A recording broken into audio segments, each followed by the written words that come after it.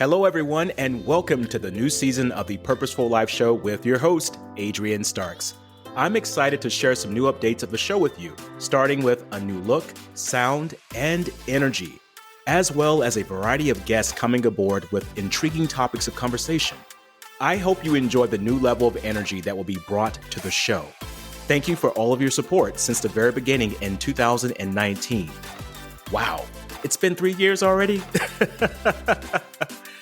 Because of you, the Purposeful Life Show is now in the top 5% of all podcasts globally, and we aim to get it into the top 1%. Continue listening to the show and share it with others. You can also now listen to the show on my Facebook page at Adrian Starks, where you can comment in real time and communicate with me about your aha moments. Thank you again for all of your support, and let's make this one hell of a year and be purposeful about doing that. Wishing you all much love and success.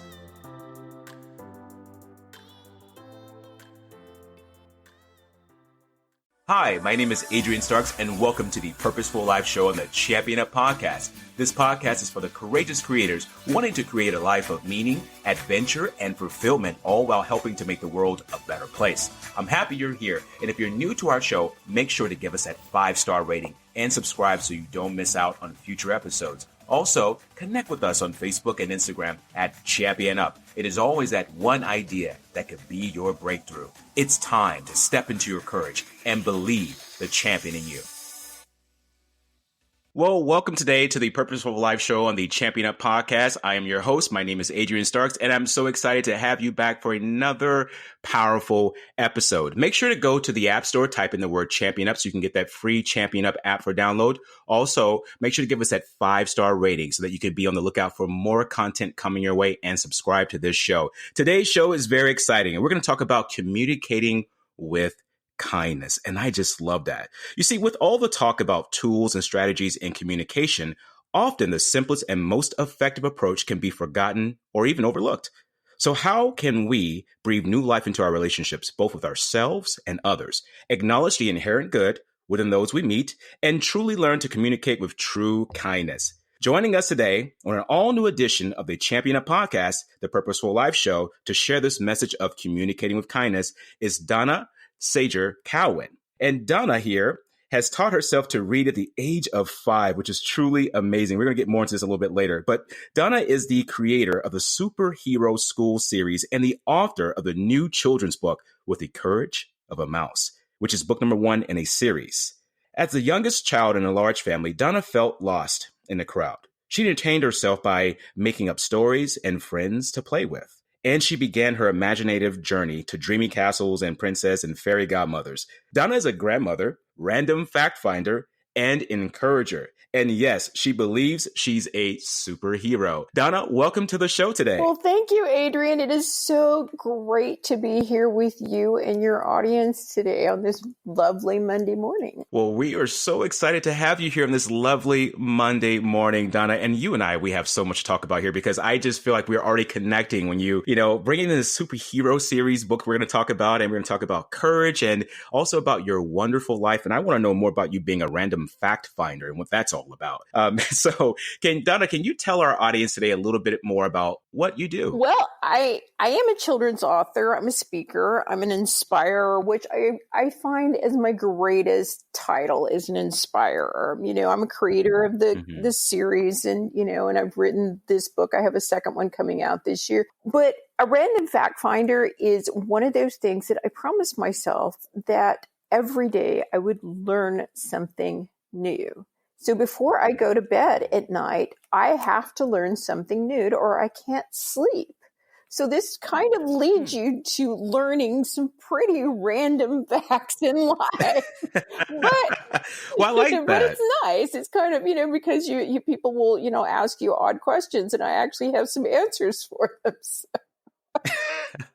But the idea that you are a random fact finder, meaning you're looking each day to find out something new, that is the process of what we call personal growth. And that's so important in today's world. Yes, it is the basis for growing and learning. If you are not moving forward, if you're not learning something new and changing, then you're standing still and you're just going to let moss grow on you. So it's like, you need to keep moving forward. You need to keep challenging yourself, because, it's very sad to just sit back and watch somebody that, does nothing. That's true. It is very sad. And it's what we call the being static in life. And it doesn't allow you to really experience anything more than just what is already going on.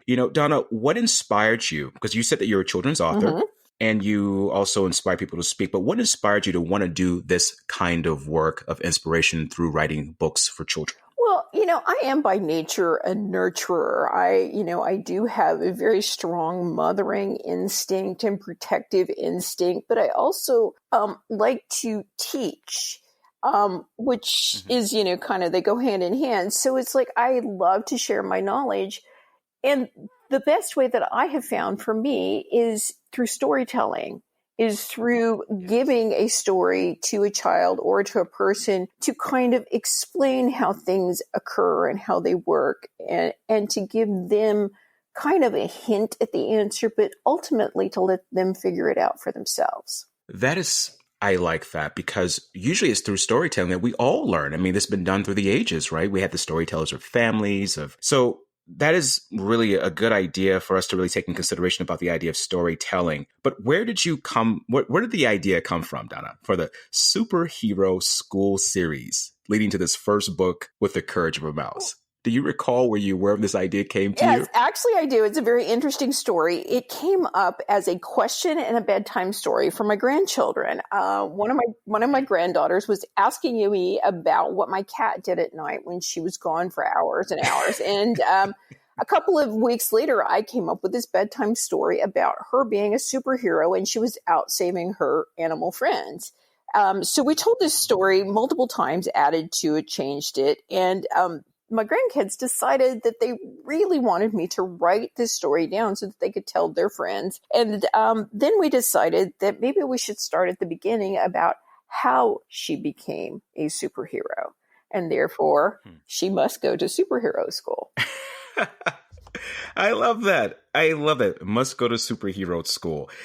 Well, let's talk about that book again, For the Courage of a Mouse. So you chose the mouse because of what reason?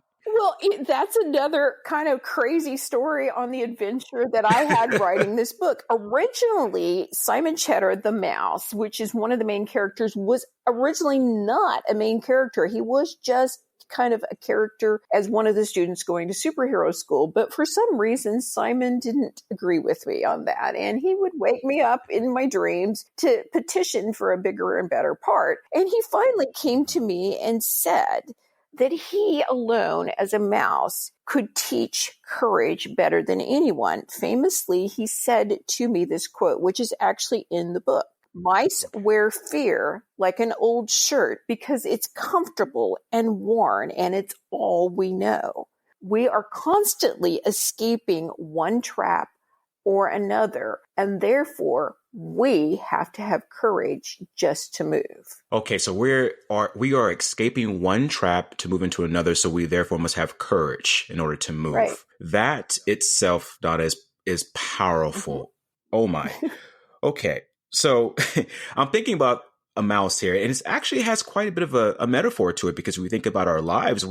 Most of us think that we're just small in the speck of life and we don't account to much. And so this mouse itself could represent how a person may feel as far as their image through a day-to-day, struggle or any kind of challenge they may have, or even students in schools. Absolutely. This was part of the wonderful thing that came to me, is like when Simon said that to me at 2:30 in the morning, I actually wrote it down. And from that came the title of the book, With the Courage of the Mouse, because it epitomized everything that I wanted to say, is that, we all have within us everything that we need to be a superhero, to move forward, to do great and amazing things, as long as we have the courage to step out and be ourselves. To step out and be ourselves. Have that courage to step out and be ourselves. And Donna, this is why I consider you a courageous creator, and the reason why you're on this show, because you know about courage. Speaking of courage, of this book, one would think that it would be only for kids, right? So, but could adults also benefit from this story of the courage of a mouse? Absolutely. It was originally written as a children's book, but I have received wonderful reviews and comments from adults. And I think that is very telling in that we all need that boost of confidence occasionally. And maybe a reminder or two about, what we have in common with everyone else, that we all suffer from fear, that we all need friends. We need loyalty from our friends. And we need to find our own courage to step out and step forward. I love that. Did you face any struggles or uncertainties when creating this encouraging book? That is a very powerful question to ask me. It's like, yes, it took me 2 years, and I actually had the draft written, but it took me 2 years to get it from draft to the final book because I have elderly parents. Well, I should say I have one now, but my mother at the time became very ill about halfway through me writing this book. And so there was, she lives about 1,800 miles away from me. So there was a lot of traveling back and forth trying to deal with my mother and my father. I did lose my mother in 2018. And that was very hard for me because she was like the biggest cheerleader for me to write this book, to be a writer, to be an author, and to tell my stories. And so it was really hard. That was very painful. And then as I was dealing with that, my illustrator, who I absolutely love, Diane Reed, had a stroke and was in a coma for 3.5 months. And when she woke up, she could not do anything. She couldn't read, she couldn't write, she couldn't hold a pen. And, so it was a very much, a dilemma for me. It's like, trying to find the courage and the faith and the belief that it would all work itself out. It just seemed like this impossible mountain that I kept climbing and was never getting to the top. But do you know, in 4 months, she was able to recover and draw all of the illustrations for this book. There's 36 of them. And she did an amazing job. I am astounded and amazed every day by what she was able to do. And it empowered me and it made me push myself a little bit harder. And I think I know I wrote a better book and a better story because of going through all of these challenges and looking at what I had to pull out of myself to find the courage to finish this book. And we were able to do it. So inspiring. The amount of challenges that you faced during this process of creating the book, but you still managed to use those experiences to help you further create this book that seems to be really an impactful source for so many people across the world, including myself, because I had a chance to read this book. What words of wisdom can you provide to our audience, the person listening today that wants to write that book of their dreams, right? But has made no progress due to fear or procrastination? What words of wisdom could you give them, Donna, about getting this book going? Well, I'm going to give them some pretty simple tips. Number one, give yourself permission to do it, because this is where I find that most people fail is they're waiting for someone else to tell them that they're good enough, that they've learned enough, that they're able to tell the story enough. You know what? Stop waiting for other people to tell you that. Give it to yourself. Because nobody can talk or speak like you. Nobody can tell your story but you. So give yourself that permission. Number two, remember you're learning and growing as you write. So what you write today may change tomorrow, may change from 3 months from now. But that's okay. That's part of the process. And number three, this kind of goes along with it. Every draft that you write is going to be bad, but you can always make it better. Until you get to the last draft, it's all going to be bad, but that's okay. And, number four, dream big. Let your imagination fly. Let yourself go as far as you can go, and then maybe pull it back a little bit. But, let it go. Number five, write. And this is where I'm talking about the last three things in particular about writing. And there's a famous quote from Nora Roberts saying that you can always fix a poorly written page, but you can't do anything with a blank one. Yes. So those are my tips. If you want to write, give yourself permission, go do, enjoy, love it. Oh, I love that. And I took those tips down, Donna. So thank you for that information. I really appreciate it You because I are need to get very myself going in welcome. my book too. Oh my goodness. This is such a great episode here. I'm enjoying every moment of it. And we're going to talk today too about kindness, communication of kindness. And so for our audience listening, probably thinking, okay, where is kindness coming in this conversation? It's coming right now. And so I believe that courage is also a perspective of kindness. And Donna, do you feel that kindness is a sign of courage? And if so, why? Well, we have to look at this a little bit backwards. Courage requires a self-sacrifice, doing what is necessary rather than what is either convenient or popular. In order to do that, you need to have an innate sense of kindness to be able to make that choice, to make that distinction. So they do go hand in hand. If you're not concerned about other people, which, would be kindness, then you can't be very courageous. It's, because courage in and of itself is, the quote says that, courage is not the absence of fear, but rather that something is more important than your fear. Mm-hmm. I believe Mark Twain had a quote like that as well, too. Yes. And, back to what you were saying about courage, Donna, it's so true that the kindness is required of that to be kind to other people. But would you also say it's required to be kind to ourselves? Well, I think being kind to yourself is probably one of the most courageous things that we can do in, giving ourselves permission to fail. And another one of my favorite quotes that I say all the time is, you can't learn anything by being perfect. So don't try, so give yourself permission to learn and grow and fail and move on, because I guarantee you're going to have a much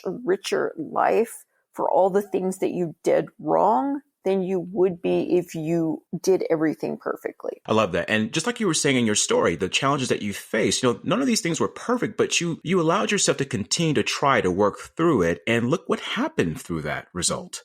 Yes, I'm astounded every day.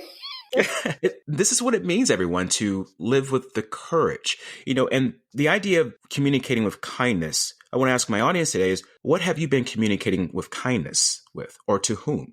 How can you be kind today towards yourself, toward the people you're encountering? Well, I'm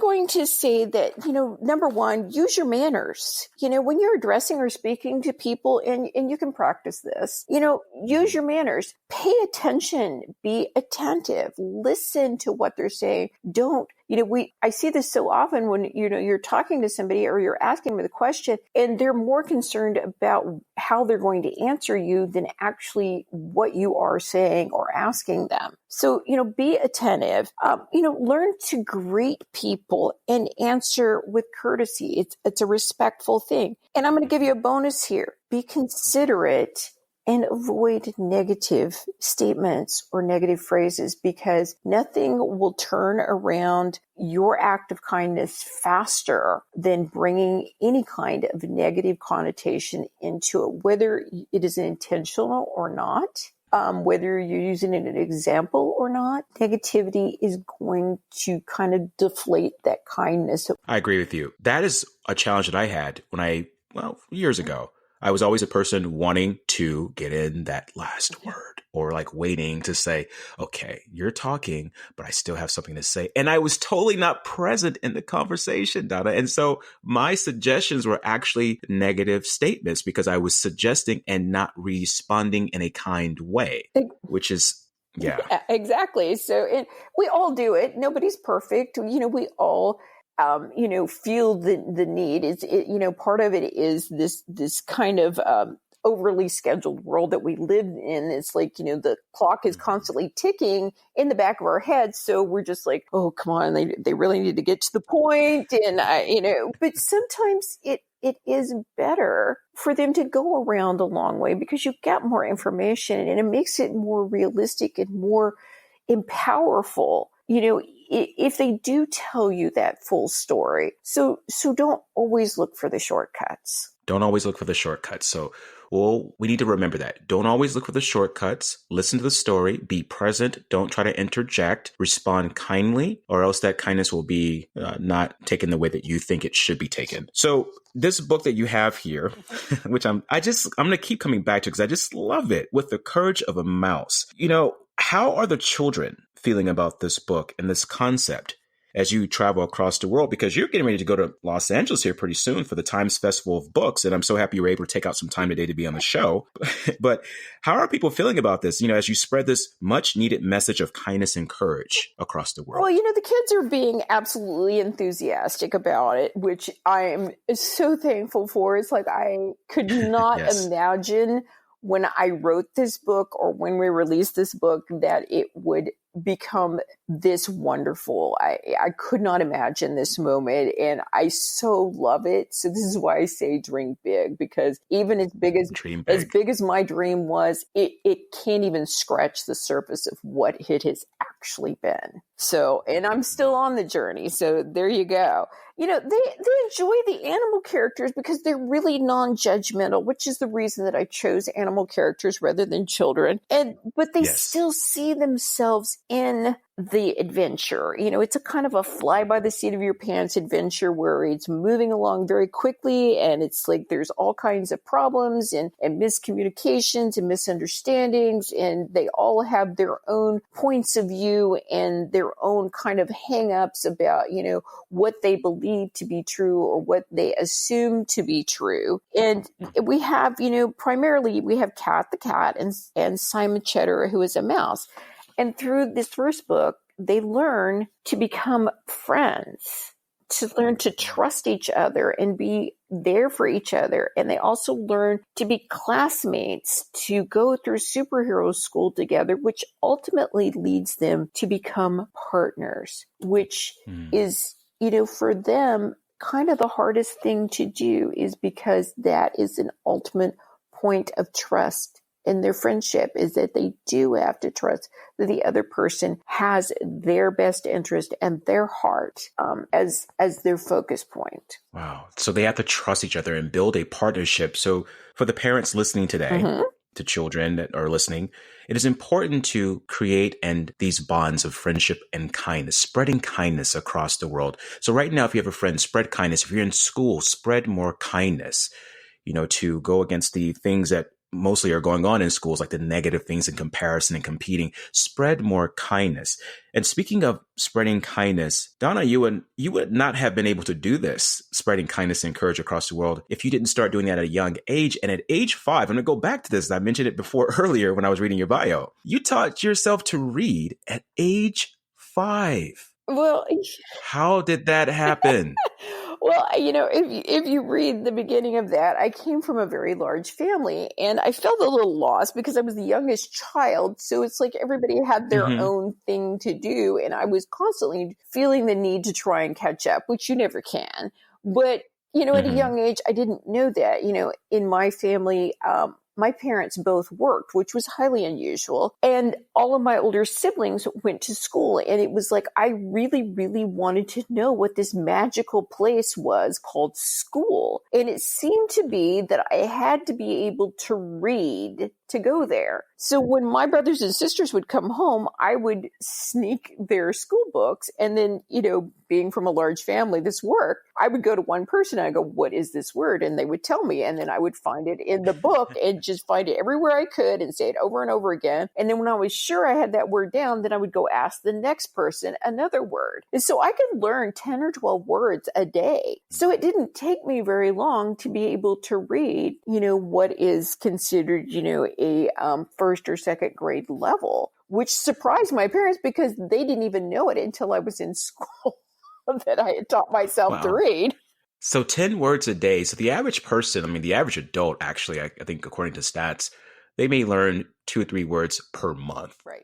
And that I'm being optimistic about that. So, but you learn 10 words a day. And this is why you're so well spoken and you're an extraordinary author. And Donna, what are some ways that our audience can get in contact with you to learn more about this message you're spreading of kindness and courage, to hear more about your books that are coming up and where you're going next for your next events? all of that can be found on my website, which is donnasagercowan.com. Sager, Sager, Cowan, Cowan.com. I have a list of events that is constantly being updated. It also links you to any of my social media portals, and it also links you to all of the different places that you can purchase the book if you would like to. Excellent. All right. And Donna, do you have an author that has inspired you, someone that you have read about over the years, or they really touched your heart to be the author that you are today? Well, there have been several. And the first one that touched me, I do not remember the person's name. I have his book in there. It was a book that I read when I was in 5th grade called The Man in the Box. And I can't tell you what it was about that story, but it inspired me to write. It inspired me to tell stories no matter what. And that my voice was as important as anyone else's. And then also, Nora Roberts, I love Nora Roberts. I know that she primarily writes, romance, and she primarily writes science fiction. But I like the fact that she's an honest writer in that she believes in the craft of writing, and that it is work and it does require dedication, and that it's all about telling the story. And then, of course, I love Dr. Seuss. Dr. Seuss is so misunderstood in some cases, but the man was genius, and he was able to tell these stories through very simple rhymes that teach a lesson that you don't even realize is there. That is so true. So I remember growing up as a child reading Dr. Seuss, and I still read these books because they just give you these insights. Even as an adult, you're like, whoa, I didn't understand that when I was young, but now I get it. And it's so important for our children to continue to read these books as well, and reading your book, because that's going to inspire, I would say, from kids from preschool, elementary, middle school, high school, even up to college, because I feel like students across the world in schools, they need to hear your message, Donna, because I feel that courage is something that we think the wrong way about. And courage is those small acts of kindness that we can implement into our lives daily with ourselves and each other. And speaking of courage, I have a Courageous Creator question for you, Sure. Donna. Are you ready for it? I am ready. All right. So what is the meaning of courage to you? Well, I'm going to start off this answer with what I think most people confuse. Most people confuse courage and bravery. Bravery is actually facing your fear and defeating it. It is not courage. Mm-hmm. Courage is facing your fears despite them, because something else is more important than being afraid. Can we say that one more time? I love how you use that definition for courage. Can you repeat that one more time about courage? Courage is courage is doing what is right despite your fears, because it is the right thing. I'm probably misquoting myself here. No, this is good. You're following up with it. This is good. Yeah. But, you have to decide.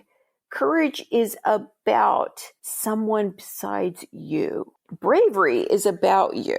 Courage is not. Courage is about the people and the world around you, and that you're willing to sacrifice yourself or what you want the most for a greater world around you.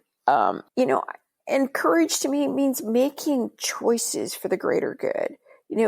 Getting up when I don't feel like it. It's like, that's courage to me. It's like, I have, some health issues. I try not to let them slow me down, but there are days that are not fun days. But you know what? These books give me a reason to get up every day, because I'm excited to tell the next story. I'm excited to go to the next school. Giving myself time to recharge. I think we forget, and we self-sacrifice to the point where we are now this empty cup that we keep trying to pour out of. You have to give yourself permission to recharge, to refuel, to refill yourself. And then you have to be trustworthy and resilient. You have to be a person of your word. Maybe we can't always do everything that we want to do, but be a person of your word and step forward and say, you know what? I know I promised this. I can't do it today, but I will. And be that person. And then, last of all, be self-sacrificing when it's needed. And it doesn't have to be big things. It could be opening the door for somebody that has their hands full of packages. It could be choosing to sit in the back seat so that someone else could be a little more comfortable. It could be, it could be calling a friend because they're having a tough time. These are things that are simple and they're courageous because you are doing it not for what you're going to get out of it, but what you can do for that person. And there you have it, ladies and gentlemen, coming from a courageous author, Donna Cowan. And we're so happy to have you on the show today, Donna, because you've given us so many powerful gems of knowledge about kindness and communication as well as courage. And we are just excited to learn more about you and to make sure you get that book, With the Courage of a Mouse, to have that in your collection to read. Donna, thank you so much for being on our show today. And it was absolutely a pleasure. Thank you. I have had an amazing time and wanted to let your listeners know that this weekend I will be in LA at the LA Times Festival of Books from 10 to noon on both Saturday and Sunday at the Greater Los Angeles Writers Society booth. I believe it is booth number 944. There you go. So if you're in the area, I suggest you go there to see Donna because Donna is an absolutely amazing person and you cannot miss out on the encouragement that she will give you. Until then, everyone, I encourage you all to be that courageous creator. This is the Purposeful Life Show on the Champion Up Podcast with myself, Adrian Starks, and thank you for listening. If you've enjoyed our podcast today, don't forget to give us that 5-star rating and subscribe to the show so you don't miss out on the powerful life-changing content on future episodes. Also, make sure to go to championup.net for even more life-changing content. Until then, I encourage you to be the courageous creator in your life.